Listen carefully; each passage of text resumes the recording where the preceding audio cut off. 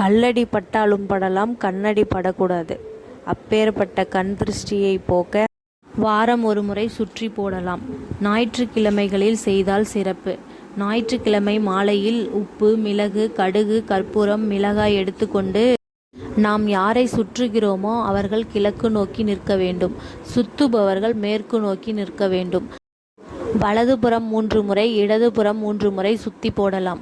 மேலிருந்து கீழ் நோக்கி சுற்றி போடலாம். திருஷ்டி சுத்துவதால் நம் உடலில் நோய் நொடிகள் அண்டாது. உடல் ஒவ்வாமை, சோர்வு, மன அழுத்தம், நிம்மதியையும் தரும்.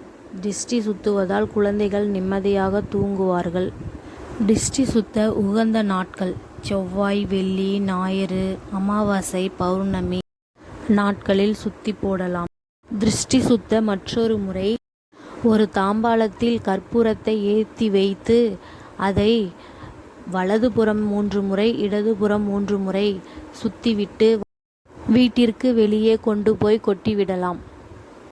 அடுத்த முறை கல்லுப்பை வைத்து கூட திருஷ்டி சுத்தலாம்.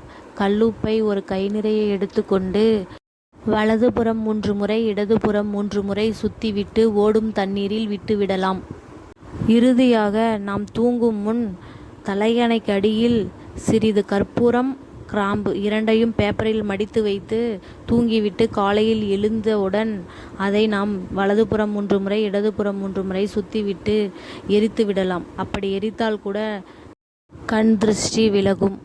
வியாபாரத்திலும் வீட்டிலும் ஏற்பட்ட கண் திருஷ்டியை விலக்க இப்படி செய்தால் போதும்.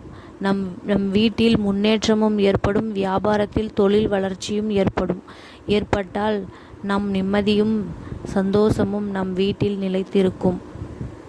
இதுபோல கண் திருஷ்டியை விலக்க உங்கள் வீட்டில் செய்து பலனடையுங்கள். நன்றி, வணக்கம்.